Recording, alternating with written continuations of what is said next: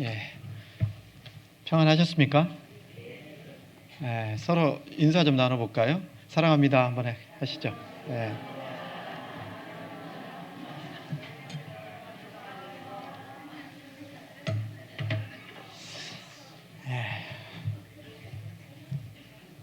설날 지나고 첫 모임인가요? 아니죠? 제가 비번이었고. 같이 기도하겠습니다.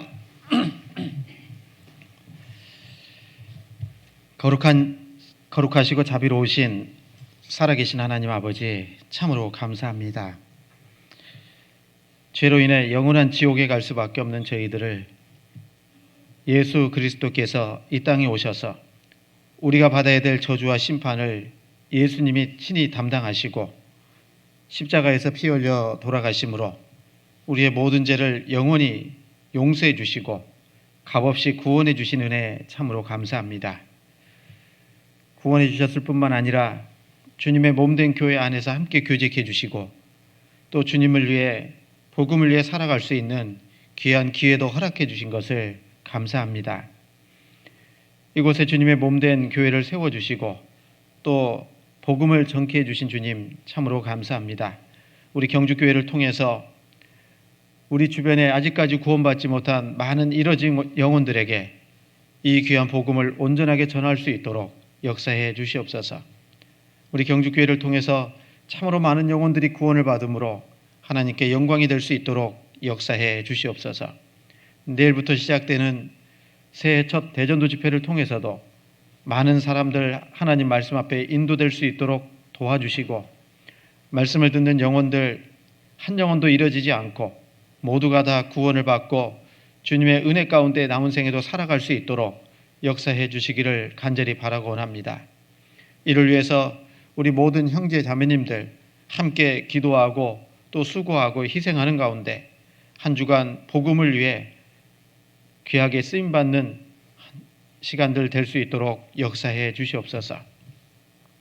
모든 형편과 사정을 아시는 하나님, 우리 형제 자매님들 여러 가지 시험과 고난과 또 핍박 속에 있는 분들 일일이 주님께서 함께 하셔서 그 모든 어려움들을 잘 이겨낼 수 있도록 능력으로 도와주시고 또 육신의 질병으로 고통받고 있는 형제 자매님들 건강 더욱 온전히 회복시켜 주셔서 남은 생에도 건강한 몸으로 주님과 복음 안에서 힘있게 살아갈 수 있도록 귀한 기회도 허락해 주시기를 간절히 바라고 원합니다. 오늘도 주님의 귀한 말씀 앞에 나올 수 있도록 허락해 주신 것 또한 감사합니다. 이 시간 또 전해지는 말씀을 통해서 우리가 마땅히 어떻게 살아야 될지를 알 수 있는 귀한 시간 될 수 있도록 도와주시고 이 말씀이 우리 마음 가운데 온전하게 새겨져서 말씀대로 또 순종하는 삶을 살아갈 수 있도록 역사해 주시옵소서. 그래서 주님께서 또 이 땅에서 우리에게 주시고자 하는 그 귀한 축복도 온전하게 받고 누리며 살아갈 수 있도록 역사해 주시옵소서. 부득이한 사정으로 이곳에 함께 참여하지 못한 우리 형제 자매님들도 어떤 형편에 있든지 주님 함께 해주시고 또 주님의 은혜 가운데 또 주님을 더욱 의지하는 믿음 안에서 온전하게 살아갈 수 있도록 도와주시고 다음에는 모두가 함께 모여서 말씀과 교제로 주님을 찬양하는 귀한 시간들로 채워주시기를 간절히 바라고 원합니다. 모든 시종을 오직 주 성령께서 함께 해주시길 다시 한번 간구드리며 저희를 사랑하셔서 구원해 주신 예수님 이름으로 감사하며 기도드렸습니다. 아멘. 성경 같이 고린도후서 보시겠습니다. 고린도후서 8장입니다. 고린도후서 8장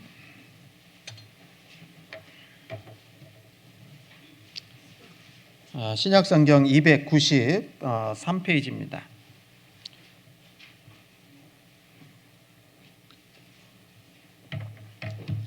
293페이지 신약성경 고린도후서 8장 1절부터 5절까지 제가 읽겠습니다. 형제들아, 하나님께서 마게도냐 교회들에게 주신 은혜를 우리가 너희에게 알게 하노니 환난의 많은 시련 가운데에서 저희 넘치는 기쁨과 극한 가난이 저희로 풍성한 연보를 넘치도록 하게 하였느니라. 내가 증거하노니 저희가 힘대로 할 뿐 아니라 힘에 지나도록 자원하여 이 은혜와 성도 섬기는 일에 참여함에 대하여 우리에게 간절히 구하니 우리의 바라던 것뿐 아니라 저희가 먼저 자신을 주께 드리고 또 하나님 뜻을 조차 우리에게 주었도다. 네, 여기까지요. 네, 다시 인사드립니다. 안녕하세요. 벌써 2월이 됐습니다. 2월도 벌써 오늘이 5일이잖아요. 내일부터 새해 첫 대전도 집회도 기도하고 또 준비하고 있는데 우리 모든 형제 자매님들께서 또 같이 또 기도해 주시고 또 참여해 주시고 그러는 가운데 복음은 구원의 역사는 어떤 그 개인이 물론 전도할 수 있지만 그러나 함께하는 가운데 구원의 역사를 나타내 주시기 때문에 모든 우리 형제자매님들 바쁘지만 또 시간을 내서 그 일에 함께 동참해 주시고 기도해 주시기를 부탁을 드리겠습니다. 오늘은요 제가 우리 경주교회 있으면서 언제까지 있을지도 모르지만 잘 안 드리는 말씀입니다. 그리스도인의 헌금 생활에 대해서 좀 말씀을 좀 드리려고 합니다. 저희 교회 전도인들 이렇게 설교 주제를 잡을 때마다 참 그 어려운 주제 중에 하나가 이 헌금입니다. 돈 얘기 되게 하기 싫거든요. 그러나 또 너무 안 하는 것도 합당치 않기 때문에 오늘 새해 이제 거의 이제 시작 무렵인데 그리스도인의 헌금 생활에 대해서도 바르게 알고 또 바르게 또 그 삶을 살아야 또 하나님이 축복해 주시기 때문에요. 좀 어려운 말씀이지만 또 잘 듣고 또 은혜로 받아 주시기를 부탁을 드립니다. 우리를 구원하신 주님은 모든 것의 주인이십니다. 그리고 우리는 마땅히 죄로 인해서 지옥에 갈 수밖에 없는 영혼이었잖아요. 그리고 또 영원한 형벌을 받을 수밖에 없는 그런 운명에 있었던 사람들이 우리입니다. 그런데 우리 주님께서 우리를 대신해서 십자가에 피 흘려 돌아가시고 우리가 받아야 될 저주와 심판을 대신 받아주시고 그러므로 인해서 우리 영혼을 죄를 사하는 일을 이루셨고 그리고 우리가 그것을 믿음으로 말미암아 구원을 얻게 되었습니다. 하나님께서 베푸신 이 모든 것들은 다 주님의 은혜라고 얘기할 수 있습니다. 그래서 구원받은 것을 한마디로 얘기한다면 은혜를 받았다 이렇게 얘기할 수 있어요. 에베소서 2장에도 말씀하시기를 너희가 그 은혜를 인하여 믿음으로 말미암아 구원을 얻었다 말씀하시죠. 그래서 우리 구원받은 모든 사람들은 하나님께 은혜 받은 사람들이기 때문에 마땅히 사람이라면 받은 은혜에 보답하는 것이 당연한 도리라고 얘기할 수 있잖아요. 여기 기록되어 있는 것처럼 시편 116편 12절에 여호와께서 내게 주신 모든 은혜를 무엇으로 보답할꼬 라고 말씀하시잖아요. 그 받은 은혜를 어떻게 보답할 수 있을까? 정상적인 그리스도인의 삶을 살아감으로 인해서 받은 은혜를 보답한다라고 얘기할 수 있습니다. 또 그 중에 하나가 정상적인 그리스도인의 삶 가운데 그리스도인의 헌금 생활 이것 또한 올바르게 할 때 받은 은혜에 보답할 수 있는 삶을 산다고 얘기할 수가 있습니다.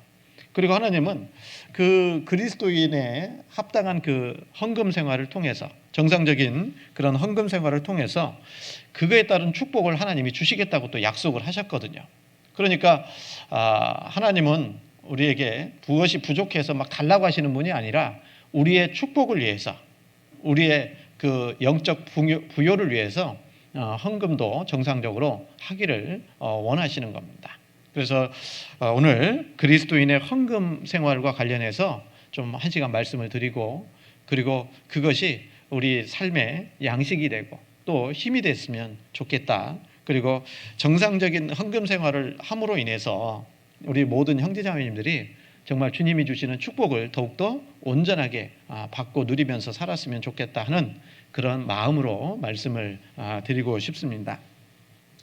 고린도후서 8장 1절 말씀인데 1절에 보면 형제들아 하나님께서 마게도냐 교회들에게 주신 은혜를 우리가 너희에게 알게 하노니 이렇게 말씀하셨습니다. 방금 읽어드린 고린도후서 8장 말씀은 이 사도 바울께서 고린도 교회 성도들에게 보낸 두 번째 편지입니다. 그 두 번째 편지 가운데 이 말씀하시기를 형제들아 하나님께서 마게도냐 교회들에게 주신 은혜를 우리가 너희에게 알게 한다라고 말씀하셨어요. 그 이후의 내용 2절 말씀이 이 마게도냐 교회 성도들은 환난의 많은 시련 가운데에서 저희 넘치는 기쁨과 극한 가난이 저희로 풍성한 연보를 넘치도록 하게 하였느니라. 이 마게도냐 교회 성도들이 극한 가난 속에서도 풍성한 연보를 했다라고 말씀하고 계시면서 이 고린도 교회 성도들이 이런 상황들을 알기를 원했다라는 거예요. 그리고 그것을 본받아서 정말 극한 가난 속에서도 이 고린도 교회 성도들도 헌금 또 연보하기를 원했던 겁니다. 그렇죠? 그런데 이 말씀을 통해서 우리가 좀 알 수 있는 게 뭐냐면 누가 헌금을 할 수 있는가? 무조건 교회 나와서 저 헌금함에다가 헌금하면 하나님이 받아주실까? 그렇지 않다라는 겁니다. 성경에서는 헌금할 수 있는 사람도 따로 정해져 있는 거예요. 다 하는 게 아닙니다. 그래서 누가 그러면 먼저 헌금할 수 있을까? 헌금할 수 있는 자격이 분명히 있는 겁니다. 하나님은 그 헌금할 수 있는 자격을 가진 사람이 헌금하기를 원하셔요. 예? 그래서 어떤 사람이 헌금할 수 있는가? 이 고린도 교회 성도들에게 보낸 편지라고 그랬죠? 그러니까 이 헌금할 수 있는 사람은 누구냐? 바로 교회에 나오는 사람이 아니라 예수 그리스도를 통해서 확실하게 구원받은 사람이 헌금할 수 있기를 원하시는 겁니다. 그래서 자격은 내가 확실히 구원을 받았냐 안 받았냐가 중요한 문제예요. 구원을 받지 않은 사람이 주님을 위해서 살아간다? 이것은 하나님 앞에 합당치 않습니다. 먼저는 구원이 확실하게 확증이 되고 그리고 천국 갈 수 있는 확실한 소망을 가진 사람만이 정말 구원 그런 사람만이 헌금할 수 있는 그런 자격이 된다. 이것이 하나님의 말씀인 거예요. 그리고 또 하나님 앞에 이렇게 헌금 말씀을 좀 드리면 하나님을 아주 오해할 수가 있는데 하나님은 받기를 원하시는 분이다 이렇게 생각할 수 있는데 그렇지 않습니다. 하나님은 무엇이 부족한 분이 아니잖아요. 모든 것을 가지고 계신 분입니다. 그래서 하나님은 우리에게 기회를 주시는 겁니다. 성경 우리 사도행전 한번 보겠습니다. 하나님은 주신 분입니다. 실은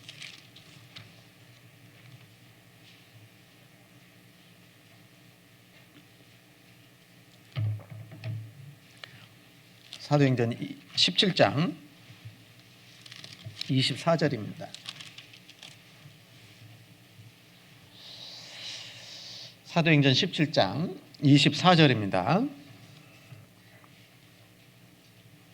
24절 25절 말씀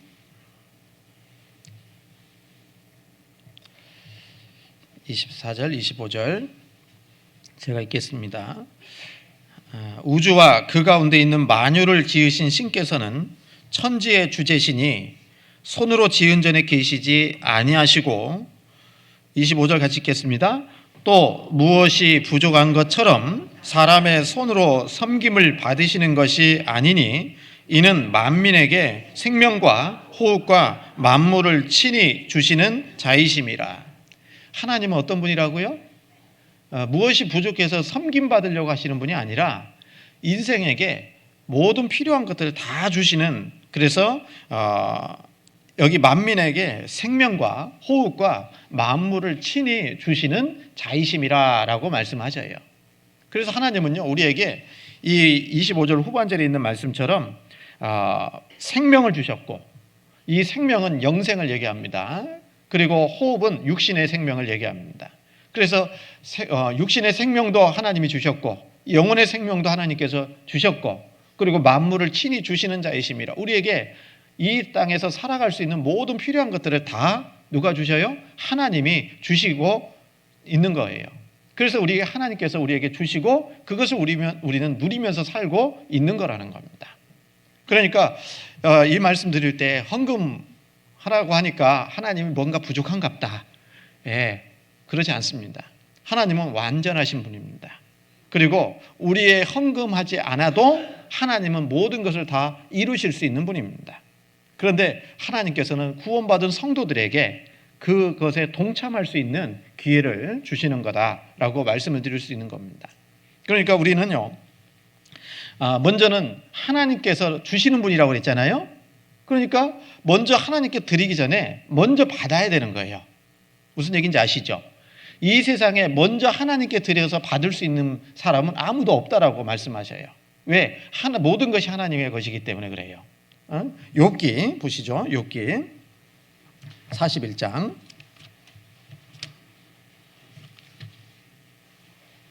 욥기 시편 앞에 있습니다. 욥기 41편 41장 11절입니다.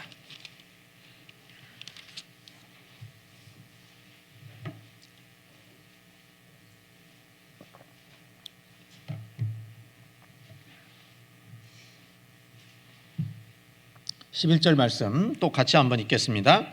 누가 먼저 내게 주고 나로 갚게 하였느냐? 온 천하에 있는 것이 다 내 것이니라. 누가 먼저 내게 주고 나로 갚게 하였느냐? 그러니까요, 이 말은 무슨 의미냐면요, 어떤 사람이 하나님께 먼저 드려서 그것 때문에 하나님이 갚으셔야 되느냐, 그런 사람이 있냐, 이렇게 물어보시는 겁니다. 그런 사람 없잖아요. 먼저 하나님이 주시는 거예요. 그리고 하나님께서 주신 것을 받아야지만이, 그래서 그 반응에 의해서 하나님께 돌려드리는 것, 이게 신앙생활이고 또 헌금이라고 얘기할 수 있는 겁니다. 이해 가시죠? 예수님이 공생의 당시에요, 이 베드로가 이제 베드로에게, 제자들에게 예수님이 십자가에서 죽으신다고 하니까요, 어떻게 했어요? 베드로가 용감하게 얘기했거든요. 다 주를 버릴지라도 나는 주를 버리지 않겠다고. 그리고 나는 주님을 위해서 목숨까지 버리겠다고, 그런 각오로 베드로는 예수님을 3년만 동안 같이 했잖아요. 그런 용기가 대단하지 않습니까? 그렇죠? 그러면 그런 얘기를 들으면 예수님은 어땠을까요? 기분 좋지요? 야, 네가 나를 위해서 죽어주는구나. 감사하다. 죽어줘. 그랬을까요? 그 말 들은 예수님은 아니라고. 먼저 네가 나를 3번이나 부인하게 될 거라고, 그렇게 말씀을 하셨습니다. 그 말씀은 뭐냐면요, 예수님이 먼저 베드로를 위해서 죽지 않았는데 어떻게 베드로가 먼저 예수님을 위해서 죽을 수 있겠냐, 그 말이에요. 그렇죠? 그래서 여실히 그게 증명이 됐잖아요. 십자가에서 돌아가시기 전에 붙잡혔을 때 로마 군병들에 의해서 끌려갔지 않습니까? 그리고 결국은 예수님 말씀하신 것처럼 베드로는 예수님을 멀찍이 따라가다가 3번이나 부인하게 되지 않습니까? 그렇죠? 예수님이 베드로를 위해서 먼저 죽으셔야 되는 거예요. 그래야 그 사랑을 알고 베드로도 그 사랑을 받고 반응할 수 있는 겁니다. 여러분, 마찬가지로 우리도 예수님의 사랑을 먼저 받아야지만이 그 사랑에 반응해서 예수님을 위해서 살 수가 있게 되는 겁니다. 예수님은 이제 부활하셔서 베드로에게 나타나셨습니다. 잘 아시는 말씀이죠. 요한의 아들 시몬아, 내가 이 사람들보다 나를 더 사랑하느냐 물어보셨어요. 이제 예수님이 먼저 베드로를 위해서 죽어주셨고, 그러므로 해서 베드로는 그 사랑을 알았잖아요. 그러니까 내가 주를 사랑하는 줄 주께서 아시나이다 라고 말하잖아요. 그것을 3번 반복해서 물어보셨고 3번 반복해서 대답했습니다. 그것은요, 모든 구원받은 그리스도인에게 해당되는 말씀이에요. 우리도 구원받기 전에 주님을 위해서 열심히 살 것 같잖아요. 그런데 그렇게 살아가는 것이 중요한 것이 아니라 먼저 확실하게 예수 그리스도를 통해서 구원을 확증하셔야 됩니다. 구원을 받은 사람만이 진정으로 주님을 위해서 살아갈 수가 있게 되는 거예요. 그게 주님의 말씀의 순서입니다. 그래서 우리가 확실히 구원받은 사람만이 뭘 할 수 있어요? 헌금도 할 수 있고 주님을 위해서 살아갈 수가 있는 겁니다. 그러니까 시작은 어디에서부터 시작되느냐? 내가 확실하게 구원받은 거에서부터 시작이 돼야 됩니다. 그래서 내일부터 이제 시작되는 전도 집회에서도 여러분들 우리 각자 정말 나의 믿음을 점검할 수 있는 그런 시간도 가져야 됩니다. 고린도후서 13장 5절에 있는 말씀처럼 너희가 믿음에 있는가 너희 자신을 시험하고 너희 자신을 확증하라 라고 말씀하셨어요. 그리고 베드로도 그 주님의 사랑을 다 깨달으니까요, 베드로 전서에서 뭐라고 말씀하셨어요? 예수를 너희가 보지 못하였으나 사랑하는도다. 이제도 보지 못하나 믿고 말할 수 없는 영광스러운 즐거움으로 기뻐하니 믿음의 결국 곧 영혼의 구원을 받음이라. 영혼의 구원을 받으니까 예수님을 보지 못했지만 우리도 그렇잖아요. 정말 예수님을 보지 못했지만 사랑하는 마음이 생긴 거예요. 예? 그래서 그 사랑을 뜨겁게, 마음으로 뜨겁게 피차 서로 사랑하라고 주님 베드로를 통해서 말씀해 주고 계시잖아요. 그래서 우리가 주님을 위해서 살아가기 위해서는 먼저 주님을 위해서 살기보다 주님의 사랑을 확실하게 받아야 된다. 주님은 우리에게 먼저 주시기를 원하시는 겁니다. 요한일서 4장입니다. 요한일서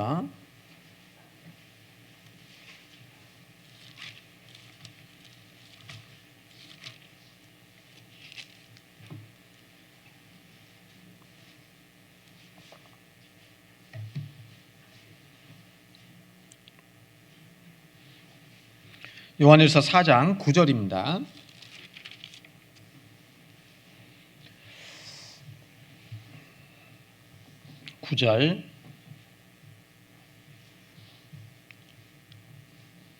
9절부터 제가 읽겠습니다.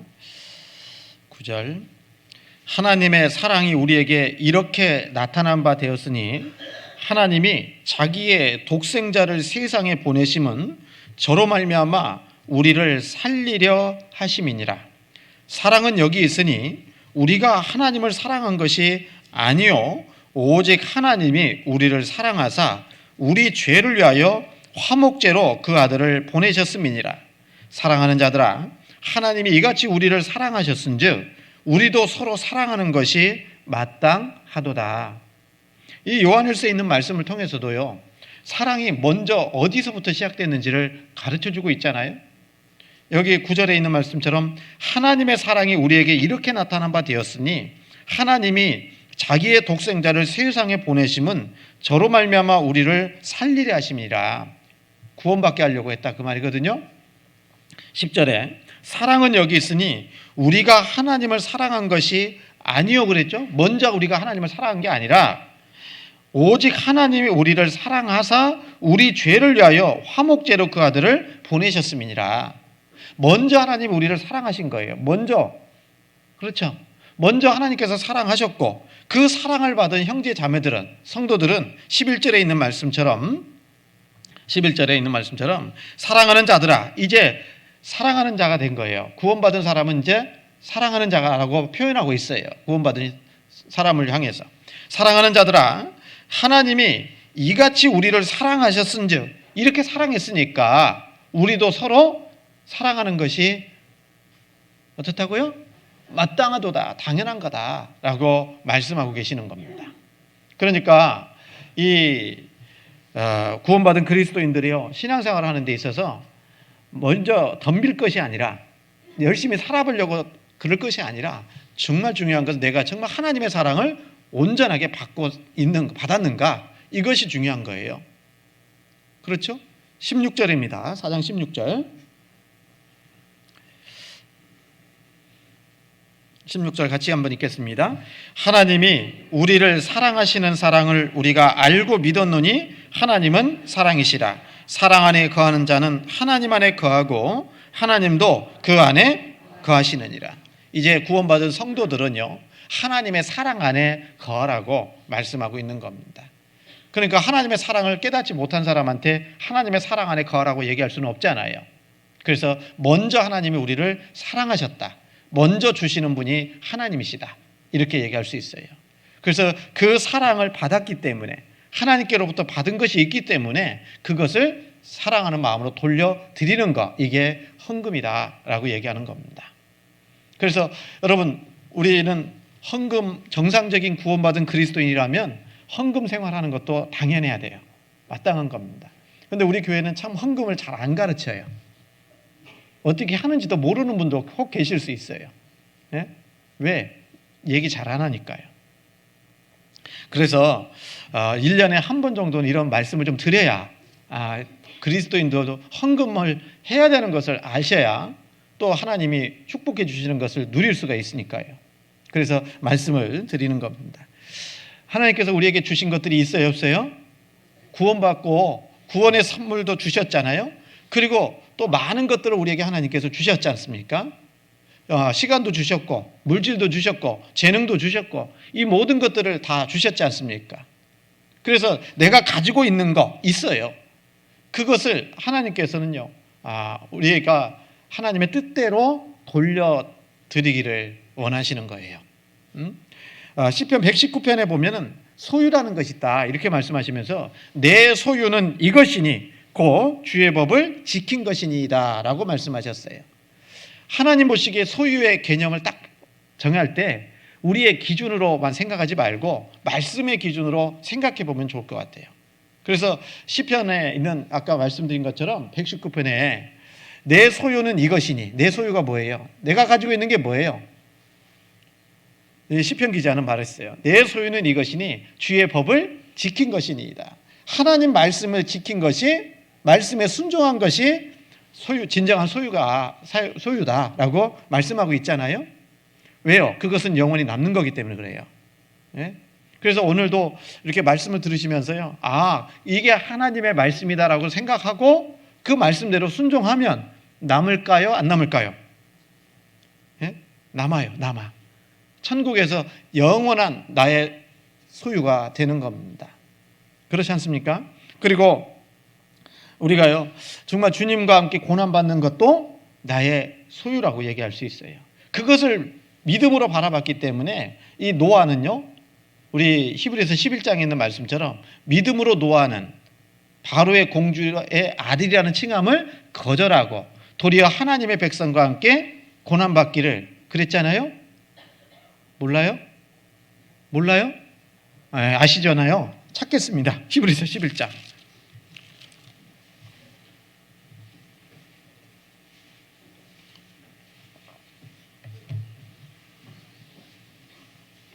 히브리서 11장 24절. 슬슬 졸릴 때가 오죠.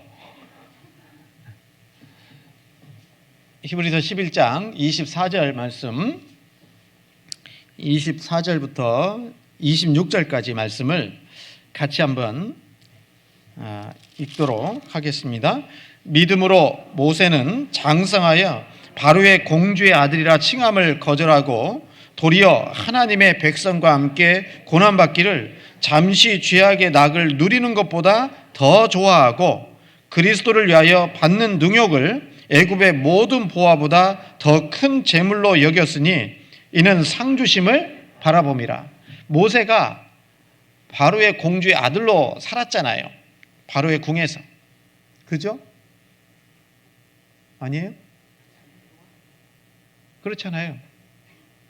그래서 살았는데 모세는 장성하여 바로의 공주의 아들이라 칭함을 거절하고 도리어 어떻게 했어요? 하나님의 백성과 함께 고난받기를, 그리스도를 위하여 고난받는 것을 택했다, 그렇게 말씀하셔요. 왜 그러죠? 왜 그러죠? 그리스도와 함께 고난받는 것이 더 큰, 애굽의 어떤 보화보다도 더 큰 재물로 마음 가운데 여겼기 때문에 그런 겁니다. 우리도 어때요? 우리는 네? 먹고 살아야죠. 살기는 벌어야죠. 그렇잖아요. 그래서 우리 여기 청년들도 계시지만요, 이렇게 직장 생활하다 보면 이제 구직 활동을 하다 보면 주일날 안 쉬는 데가 나올 수도 있잖아요. 어떻게 해야 돼요? 그럴 때는 우리가요 좀 기준을 딱 잡아야 돼. 많은 월급을 많이 준대, 연봉도 크대, 세다고 그러죠 보통. 근데 신앙생활을 못해. 연봉은 적은데 신앙생활은 가능해. 그럼 어떤 것을 선택해야 되겠어요? 우선 돈 벌어놓고 봐야지. 그렇습니까? 예. 이 마음 중심에 그리스도 주님, 그리고 하나님의 백성과 함께 고난받는 것이 훨씬 더 이 모세의 마음 가운데는 더 큰 재물로 여겼던 거예요. 그러니까 과감하게 그 이스라엘 백성들과 함께하는 그 일에 쓰임받게 되고 동참하게 된 겁니다. 여러분, 우리에게도요 정말 무형의 재물이 있고 유형의 재물이 있을 수 있거든요. 그렇잖아요? 근데 어떤 것을 더 가치 있게 여기고 또 소중하게 생각하느냐, 이게 아주 중요한 문제라고 생각할 수 있어요. 그리고 우리 마음 가운데 특히나 우리 구원받은 형제자매들은요, 그 재물에 대한 그 소유에 대한 개념을 확실하게 하고 정확하게 하고 살 필요가 있습니다. 여러분, 좀 전에도 말씀드린 것처럼 이 모든 것은 누구 거예요? 내 겁니까? 네. 성경 고린도전서 4장입니다.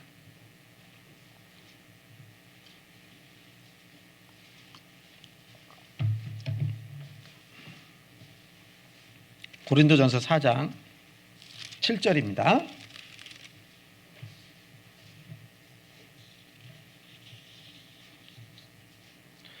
고린도전서 4장 7절. 4장 7절에 같이 한번 읽겠습니다. 누가 너를 구별하였느뇨? 내게 있는 것 중에 받지 아니한 것이 무엇이뇨? 내가 받았은즉 어찌하여 받지 아니한 것 같이 자랑하느뇨? 이 고린도 교회 성도들한테 하신 말씀이고 또 우리에게도 하시는 말씀입니다. 말씀에 누가 너를 구별하였느뇨? 누가 너를 건졌냐? 구별했느냐? 거룩하게 했느냐? 이 말이거든요. 우리가 똑똑해서, 우리가 잘나서, 많이 배워서, 많이 가져서 여러분 구원받았습니까? 아니잖아요. 전적인 하나님의 은혜로 우리가 구원받으신 거잖아요. 그래서 누가 너를 구별했느냐? 하나님이 그렇게 하셨다 그 말이에요. 주체는 하나님이셔요. 자주 말씀드리는 것 중에 하나가요, 여러분, 이 구원의 주체는 사람에게 있는 게 아닙니다.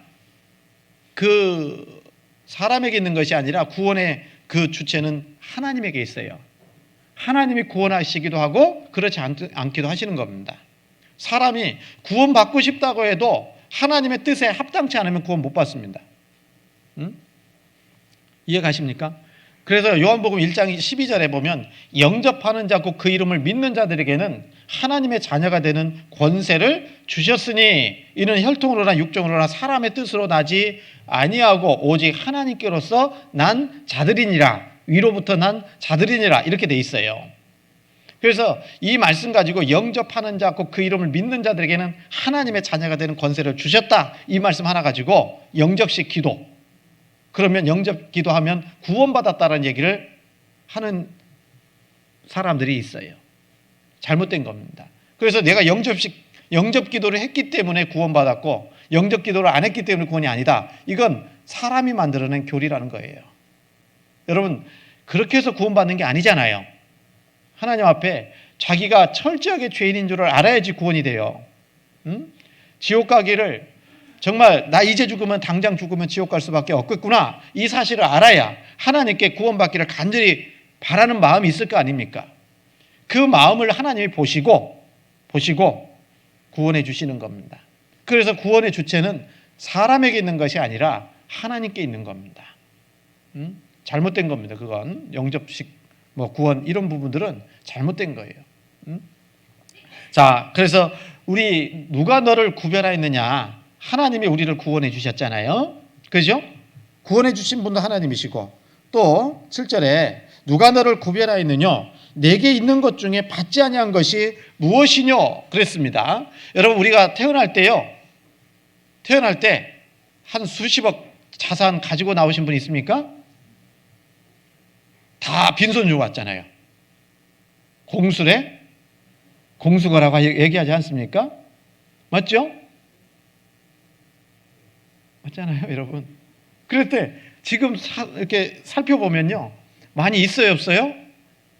많이 가지고 있잖아요. 그거 누가 줬냐? 그 말이에요. 지금 내가 누리고 있는 것은 누가 준 거예요? 예? 하나님이 주신 거예요, 하나님이. 안 그렇습니까? 예. 여기 말씀하신 것처럼 내게 있는 것 중에 받지 않은 것이 무엇이뇨? 다 받았잖아요. 다 받은 겁니다. 욥기 38장에도 보면 그런 말씀이 있어요. 가슴 속의 지혜는 누가 준 것이냐? 지혜도 받은 거예요. 하나님이 주신 겁니다. 그렇잖아요? 또 그 말씀하기를 내 마음속의 총명은 누가 준 것이냐? 가슴 속의 지혜는 누가 주고 마음속의 총명은 누가 준 것이냐? 우리 스스로 지혜를 얻은 것도 아니고 개발해낸 것도 아니고 하나님께서 지혜도 주시고 총명도 하나님께서 주시는 거라는 거예요. 그러니까 이 모든 것들은 다 누구 겁니까? 하나님이 주셔서 누리는 거예요, 우리가.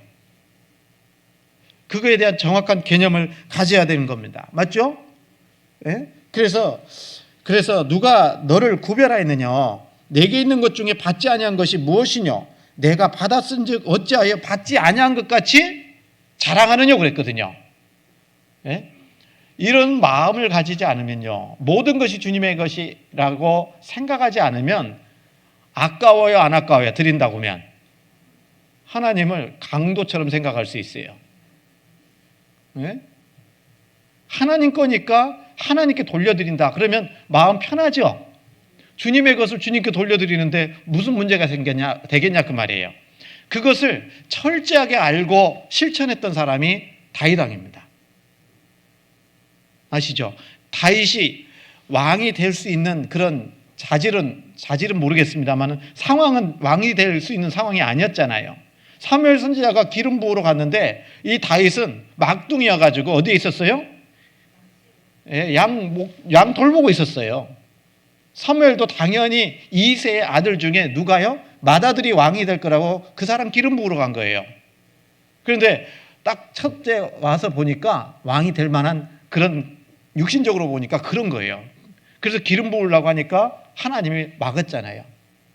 사람은 외모를 보거니와 나 여호와는 어디를 본다고요? 중심을 본다. 그래서 첫째부터 쭉 지나갔는데 아무도 없잖아요. 또 없냐고. 저 막둥이 지금 양돌 보고 있다고. 데려오라고.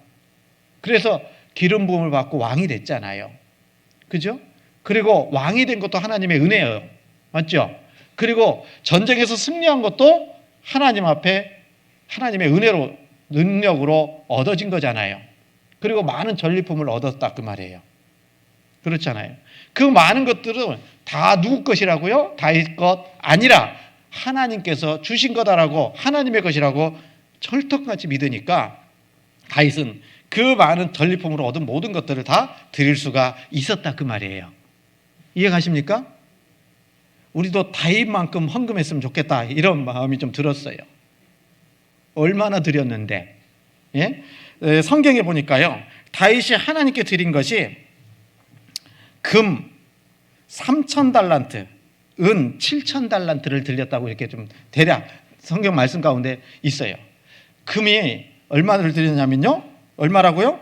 자기 소유의 금 3,000달란트를 드렸고 은을 7,000달란트를 드렸는데 이 한 달란트가 34kg예요. 34kg. 그러면 이것을 좀 계산을 해보니까 그 하나님께 드린 금이요, 다윗이 10만 2천 킬로를 드렸어요. 10만 2천 킬로. 은은 23만 8천 킬로의 은을 드렸습니다. 감이 안 오죠? 진짜 감이 안 오잖아요. 그런데 이것을 좀 1g의 금값을 계산하면 1g의 금값을 예전에 제가 계산한 건데 47,022원 정도 이렇게 됐어요. 그것을 계산해 보면 얼마일까요? 아침에 제가 0이 너무 많아가지고 미리 세봤어요. 4조 8천억 정도 돼요. 4조 8천억. 예? 그 다음에 은이 610원 정도 되는데 1g에, 그러면 그 은값만 해도 1450억 정도 됩니다. 1450억. 그만큼 드렸어요. 여러분 무슨 얘기냐면, 여러분 헌금하는데 다윗은 아까웠을까요? 안 아까웠을까요? 아깝지 않았어요. 왜 그런 마음이 있었어요? 모든 것이 다 하나님의 것이다 이렇게 생각을 했기 때문에 그래요. 성경 우리 역대상 29장을 보십니다.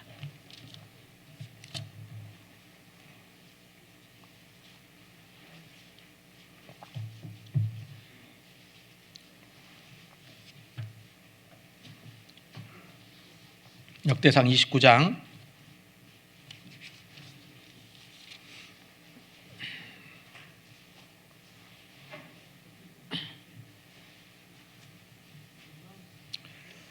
29장 13절입니다. 653페이지.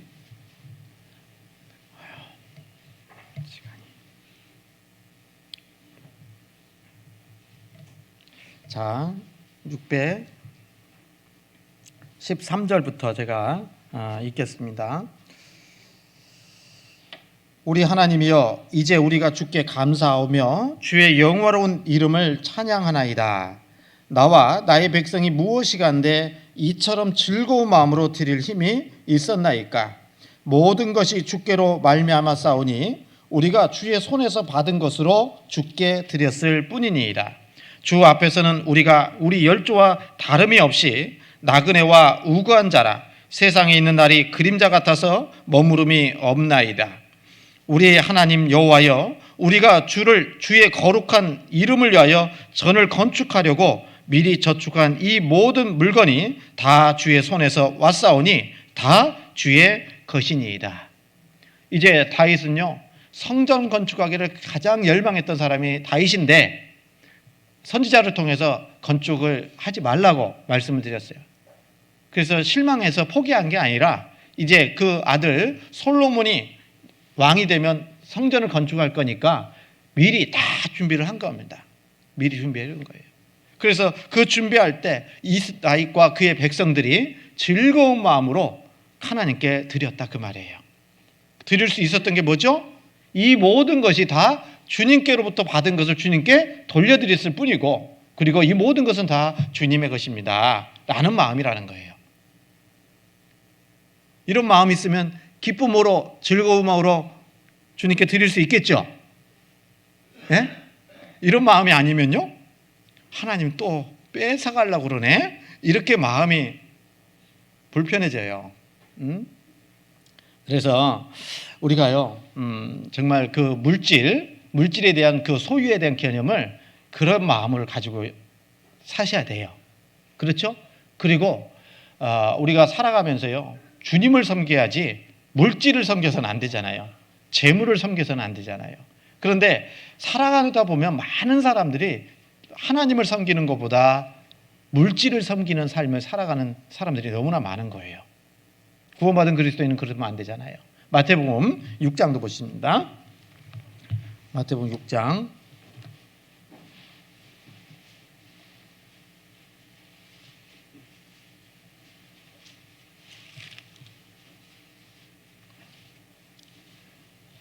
6장 24절입니다.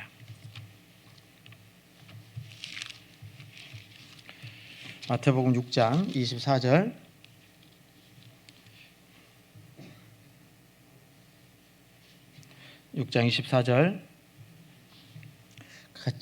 같이 한번 읽겠습니다.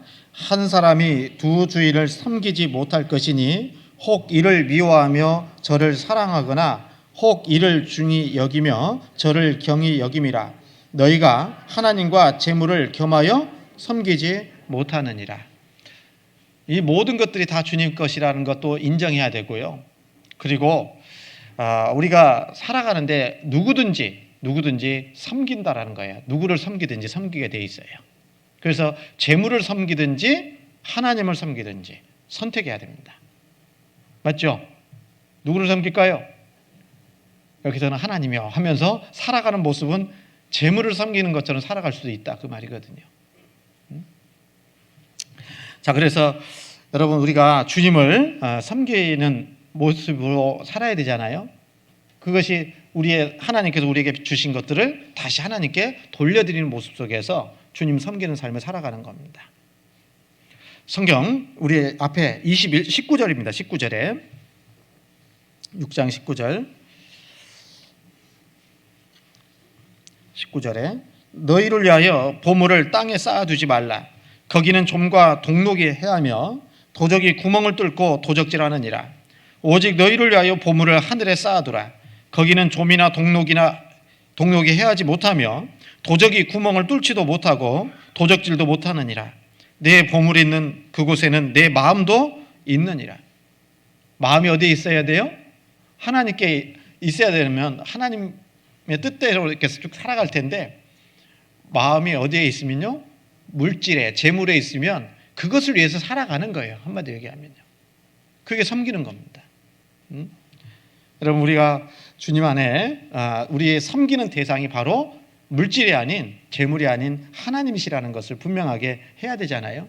그래서 여기 말씀하신 것처럼 너희를 위하여 보물을 땅에 쌓아두지 말라. 누구를 위해서요? 시작할 때 말씀드렸잖아요. 하나님은 모든 것을 주시는 분이라고요. 왜 헌금하라고 할까요? 하나님께서 우리 자신을 위해서 헌금하라고 하시는 거예요. 정상적인 그런 삶을 살라고 말씀하시는 겁니다. 너희를 위하여 보물을 땅에 쌓아두지 말라. 거기는 좀과 동록이 해하며 도적이 구멍을 뚫고 도적질하니라. 이 땅에다 물질 쌓아놓으면 뺏길 수 있잖아요. 그죠? 네? 도적이 와서 뺏어가 버리면 한순간에 날아가 버립니다. 그리고 오직 너희를 위하여 보물을 하늘에 쌓아두라. 너희를 위해서. 이 말씀 가운데요, 너희를 위해서가 아주 중요한 단어입니다. 우리가 신앙생활을 해야 되는 것도요, 누구를 위해서 합니까?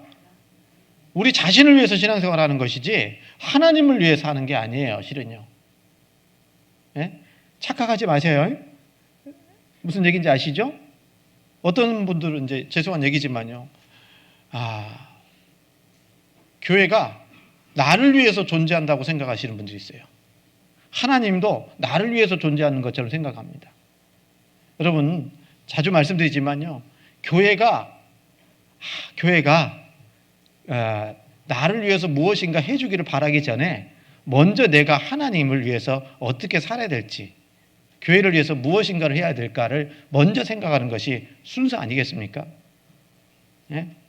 바라고 기대하면 불평이 생겨요. 불만이 생깁니다.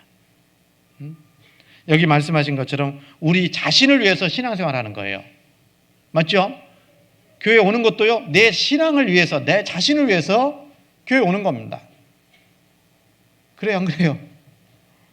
제 얼굴 보려고 옵니까? 안 나오면 전화 오니까? 네, 그런 거 아니잖아요. 우리 자신을 위한 신앙생활인 거예요. 헌금도 우리 자신을 위해서 하나님이 하시라고 말씀하시는 거예요. 그래서 너희를 위하여 하늘에 보물을 쌓아두라고 말씀하고 계시는 겁니다. 우리를 위해서. 그리고 헌금하는 것도요, 아무나 하는 게 아니라 아까 말씀드린 거 구원받은 사람이 하는 거잖아요. 그리고 그 헌금 자체를 하나님께서 어떻게 보시냐면 은혜라고 얘기하는 거예요. 은혜. 예? 고린도 후서 8장 다시 보입니다.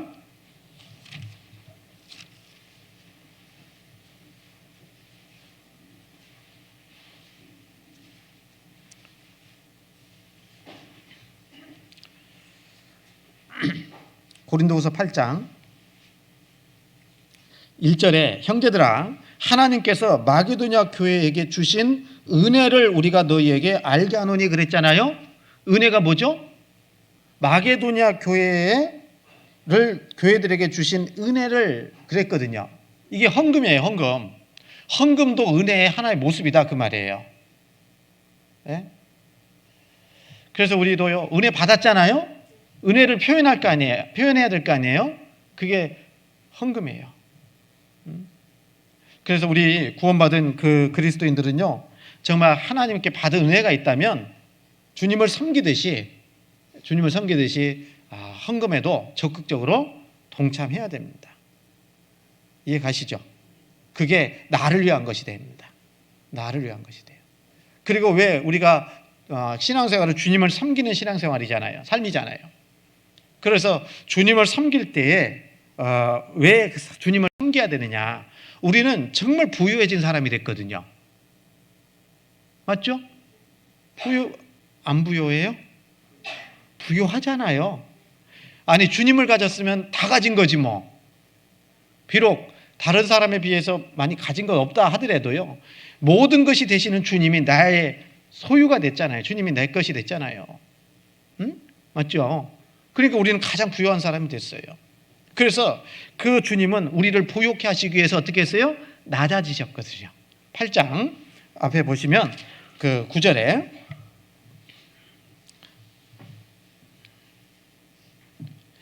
우리 주 예수 그리스도의 은혜를 너희가 알거니와 부요하신 자로서 너희를 위하여 가난하게 되심은 그의 가난함을 인하여 너희로 부요케 하려 하심이니라. 가난하게 됐다라는 것은 무슨 얘기인지 아시죠? 모든 것이 주님의 것인데요, 또 주님은 가장 부유하신 분이잖아요. 그분이 이 천한 세상에 오셨잖아요. 예? 죄인의 모습으로 오셨잖아요. 그리고 우리를 위해서 대신 십자가에 피 흘려 돌아가셨잖아요. 얼마나 낮아지셨어요? 얼마나 가난하게 되셨습니까? 그렇게 하신 이유가 뭐죠? 우리를 부요케 하시려고. 우리를 부요케 하시려고. 그래서 우리도 주님을 섬기듯이 우리도 가난하게 돼야 돼요. 뭘로? 많은 부요를 누리는 거, 나만을 위한 부요를 누리는 게 아니라 다른 사람을 부요케 하려면 우리도 가난하게 돼야 될 필요가 있어요. 안 그러겠습니까? 주님을 본받아야 되잖아요. 그래서 하나님께서 우리에게 주신 것들이 있고 그 주신 것들을 하나님께 온전하게 돌려드리는 것, 이것이 우리의 정상적인 그리스도인의 신앙생활 중에 헌금생활이다, 이렇게 얘기할 수 있는 거 아닙니까? 그래서 우리는 정말 바른 그런 그 헌금생활을 해야 될 겁니다. 그리고 하나님께서요, 이런 것들을 통해서 평균하게 만들어 가시는 거예요. 평균케. 너무 가난한 우리 형제자매들 계시면요, 신앙생활 제대로 못 하잖아요. 도와줘야 될 거 아니에요, 그런 분들은. 그죠?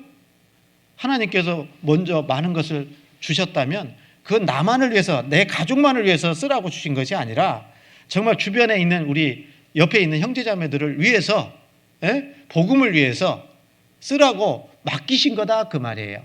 그래서 서로 평균하기를 원하셔요. 평균케 되기를 원하신다 그 말이에요.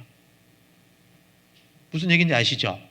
그래서 그 다음 말씀이 거기에 나와 있잖아요. 그래서 우리 구원받은 그리스도인들은요, 헌금을 해야 됩니다. 헌금 생활 하셔야 됩니다. 말씀 안 드린다고 안 하면 안 되는 거예요. 하셔야 됩니다. 그러면 왜 우리가 헌금을 해야 되는가? 몇 가지 이유를 든다면 그리스도인의 당연한 일입니다. 하나님의 그 일을 위해서 꼭 필요합니다.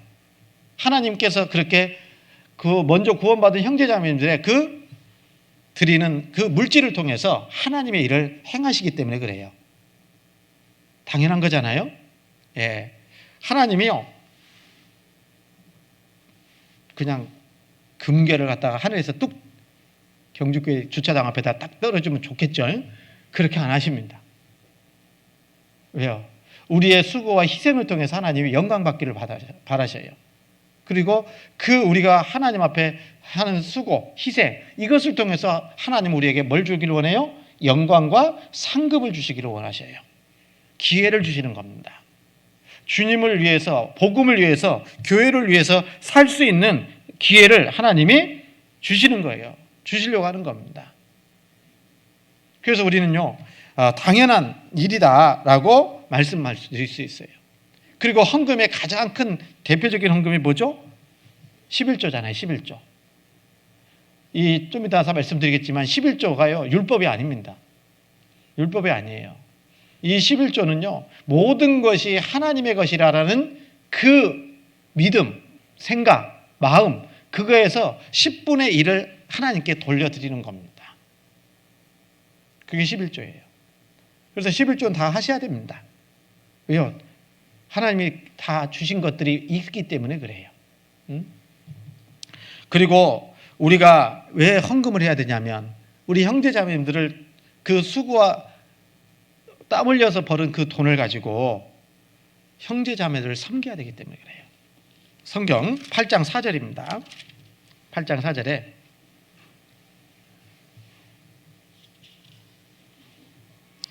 4절에 보면 이 은혜와 성도 섬기는 일에 참여함에 대하여 우리에게 간절히 구하니, 이 은혜와 성도 섬기는 일에 참여함에 대하여 그랬잖아요. 헌금하는 것도 은혜라고 말씀드렸고요. 이 모든 것을 무엇을 통해서요? 성도 섬기는 일에도 써야지, 쓰임 받아야 되기 때문에 그런 겁니다.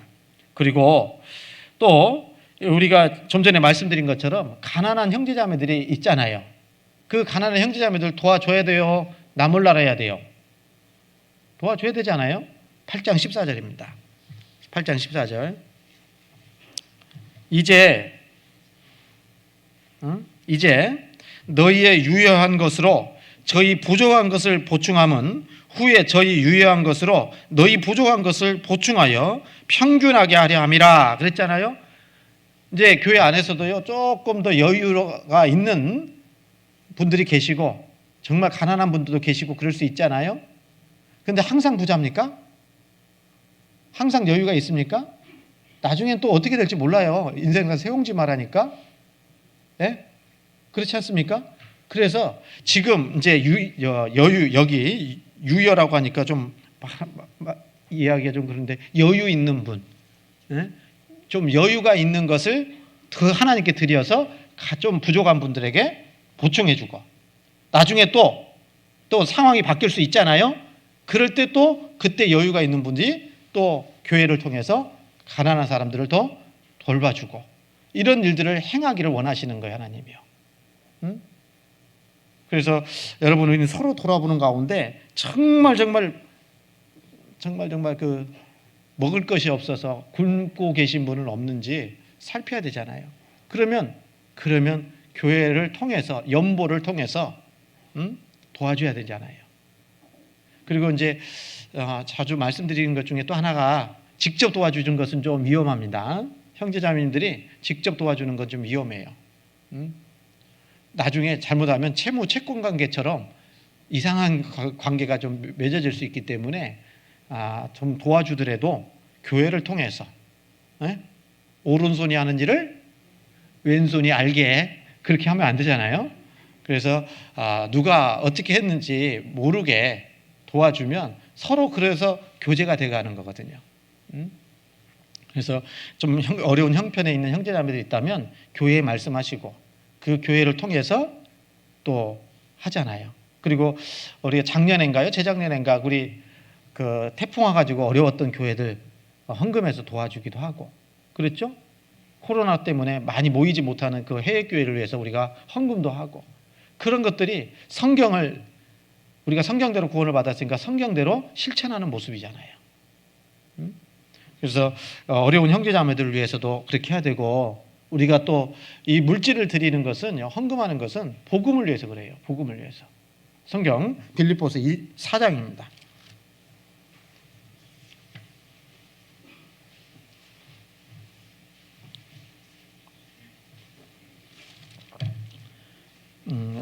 빌립보서 4장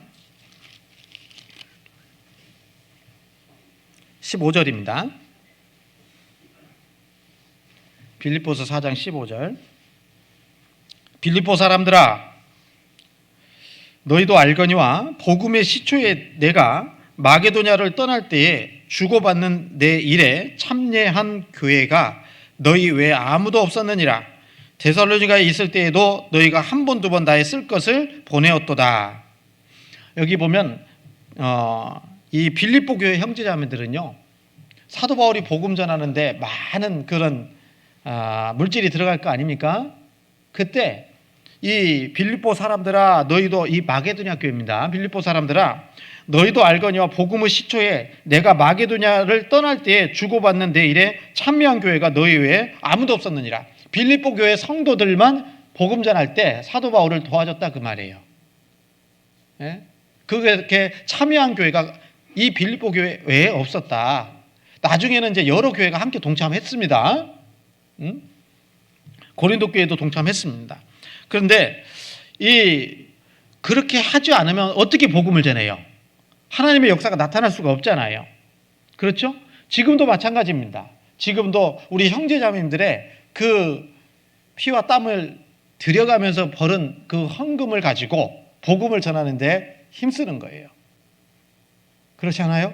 그래서 우리 형제자매님들이 그 복음 전하는 일에 협력해 주지 않으면, 참여하지 않으면 결코 구원의 역사가 나타날 수가 없는 겁니다.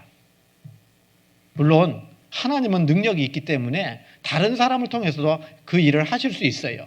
우리에게 기회를 주신다고요. 그리고 우리가요, 좀 이제 구체적으로 우리 교회에서 어떻게 헌금할까? 이건 제가 1년에 한 번만 얘기할 겁니다. 우리 교회에 이제 헌금하는 것은요, 여러분, 하나님과 나의 1대1이에요. 누구 드러내려고 헌금하는 거 아닙니다. 누가 알아주고 안 알아주고 이런 문제가 아니에요. 우리는 하나님께 드리는 헌금이에요. 모든 것이 다 그렇습니다. 그렇죠?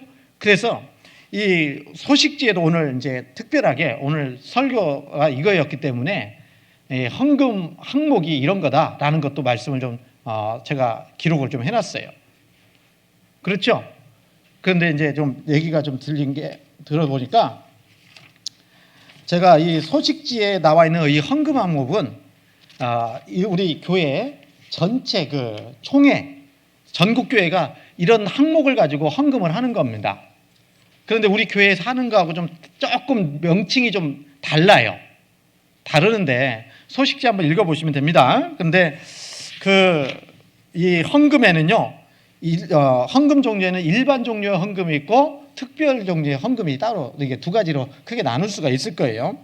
그런데 이 일반 헌금에는 11조, 그 다음에 주일헌금, 감사헌금 이런 것은 이제 일반 헌금이라고 얘기할 수 있고, 그리고 특별 헌금은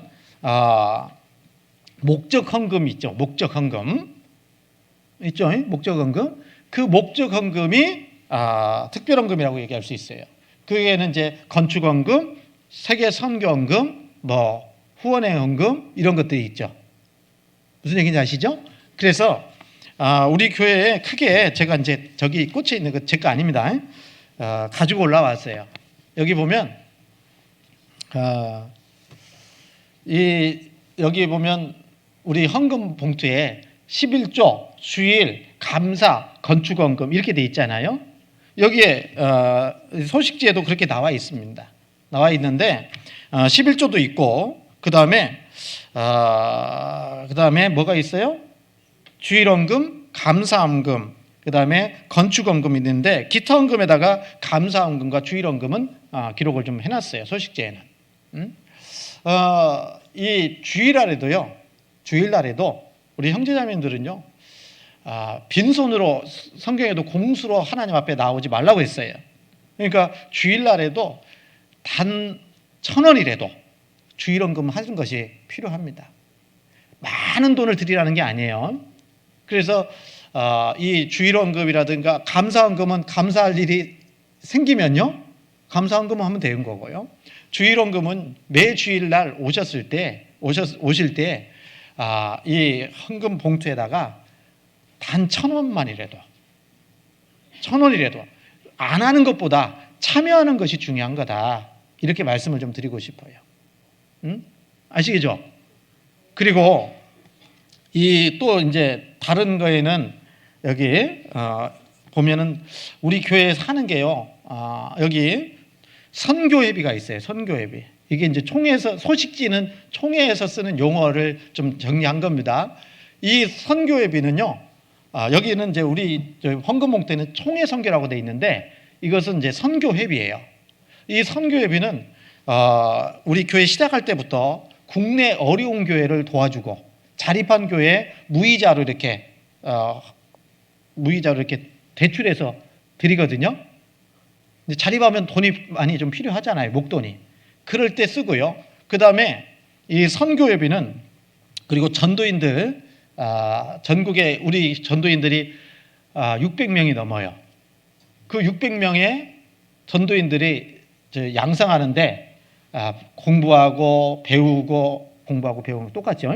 아무튼 이렇게 좀 전도인들 수련회 할 때 여러 가지 경비가 들어가지 않습니까? 그리고 생활비 이런 것도 물론 전도 분담금에서 좀 나가지만 또 때로는 그 부족하면 이런 선교회비에서 이렇게 되는 거예요. 그래서 이 선교회비가 있고, 그 다음에 또 한 가지가 뭐가 있냐면 해외 선교 헌금이라고 하는데, 이것은 지금 이제 우리 교회는 지금 안 하고 있어요. 우리 경주교회는 지금 안 하고 있습니다. 그런데 해야 됩니다. 해야 돼요. 그리고 여기 몽골 선교라고 돼 있는 것이 여기 이제 우리 세계 선교 후원회비에 해당되는 칸입니다. 그래서 우리가 지금 몽골 세렝게이를 후원하고 있잖아요. 그 몽골 선교에 몽골 선교라고 딱 직접적으로 했지만 총회에서는 그냥 여러 교회가 있기 때문에 세계 선교 후원회비라는 명칭으로 헌금을 하고 있는 겁니다. 예? 그리고 전도 집회 할 때마다 헌금하는 교회가 있는데 우리 경주교회는 전도 집회 헌금을 계속 그냥 그 항목을 만들어서 하고 있어요. 그래서 따로 집회할 때 집회 헌금 얘기를 하지 않습니다. 그러니까 해주셔야 됩니다. 그리고 교회학교 후원회비가 있죠. 이 교회학교 후원회비는 우리 교회학교 학생들이 주님 안에서 이렇게 쭉 자라가는 데 필요한 그 교재도 사야 되고요. 또 달란트 시장 뭐 이렇게 여러 가지 행사가 있어요. 거기에 들어가는 그 후원회비가 교회학교 후원회비입니다. 이런 항목들이 있다. 그리고 건축원금은 우리도 이제 교회당을 건축했으니까 있죠. 그래서 건축원금을 하는 것은 건축하기 전에는 그 교회당 짓기 위해서 건축원금을 하고, 그리고 짓고 나서는 이제 새로운 교육원도 지을 수도 있고, 또 유지관리 보수하는 데 필요한 돈들이 들어가기 때문에 건축원금을 하는 겁니다. 그래서 이런 건축원금 여러 가지 항목을 가지고 있다라고 얘기합니다. 그래서 여기에 참여해야 돼요. 예? 그리고 11조는 어떻게 해야 될까요? 11조는 어떻게 해야 돼요? 온전한 11조를 드려요. 아까 말씀드린 것처럼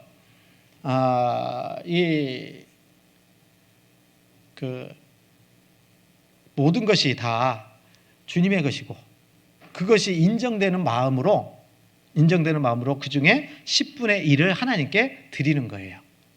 말라기 3장입니다.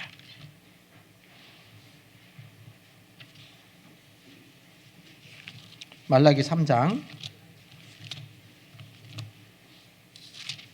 8절입니다.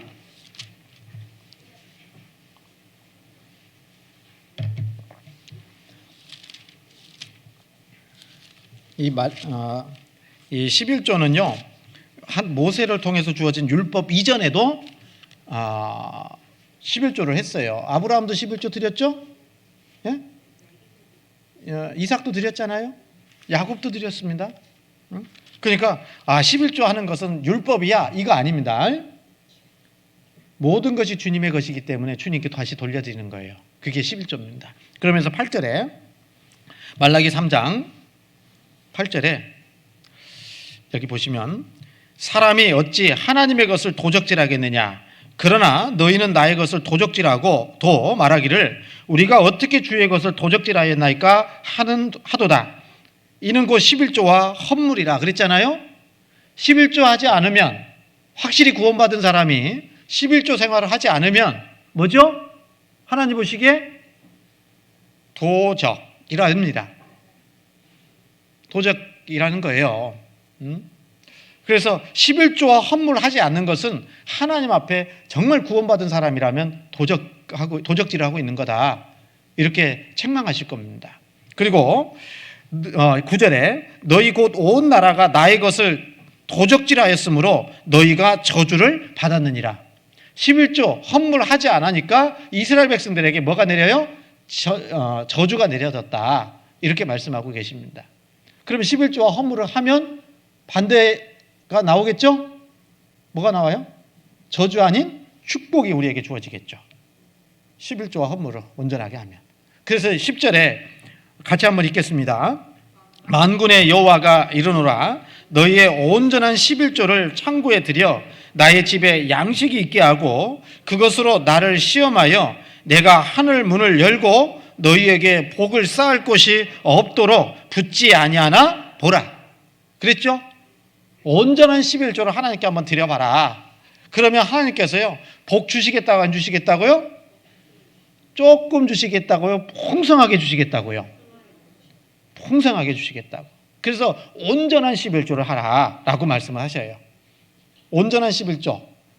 이제 그런 얘기 하던데 여러분 이제 우리 직장 다니시는 형제님들도 계시고 자매님들도 계실 텐데 이렇게 직장 생활 하면은요 월급 받아야 안 받아요?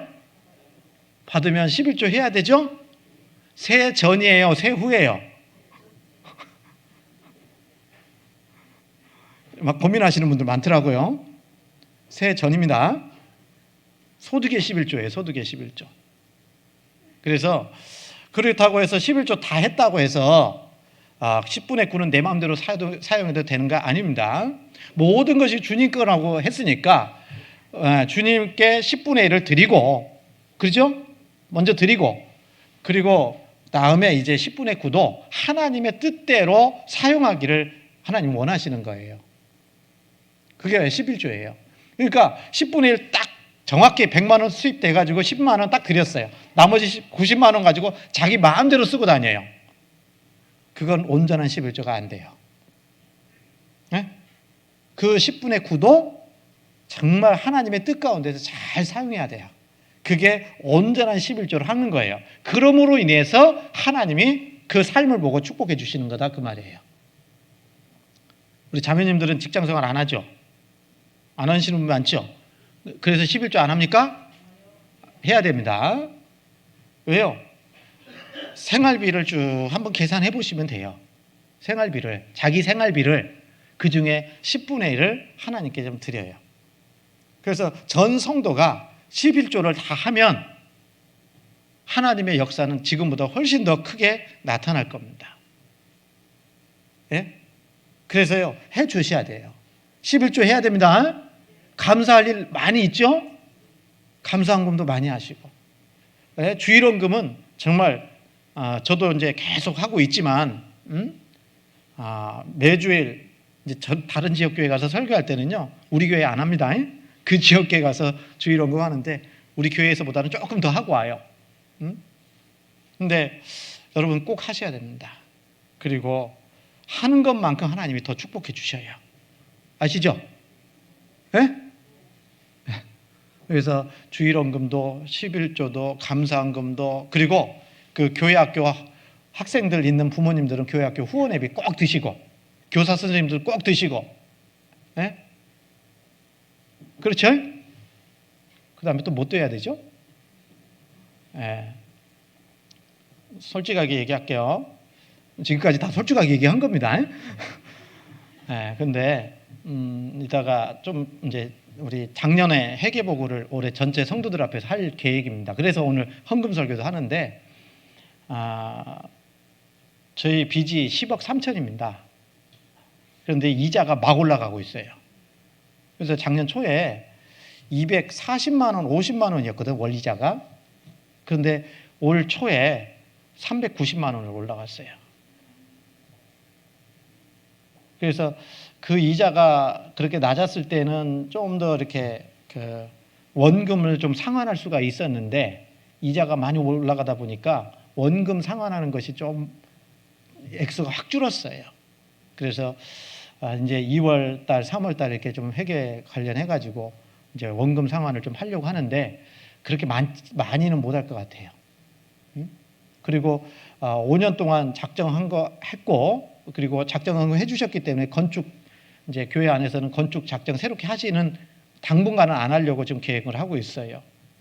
그러나 여러 가지 상황들을 보면 건축 작정이 다 끝나셨다 하더라도 이 건축 헌금 항목이 있으니까 거기에 건축 헌금도 좀 참여를 해 주시면 좋겠다, 이런 마음이 듭니다. 그래서 이 작정 끝나신 분들도 또 해 주시면 좋겠고요. 언젠간 또 크게 하나님께서 이 자리가 차고 넘쳐가지고 주님 언제 오실지 모르겠지만 그때는 또 해야 되겠지만요.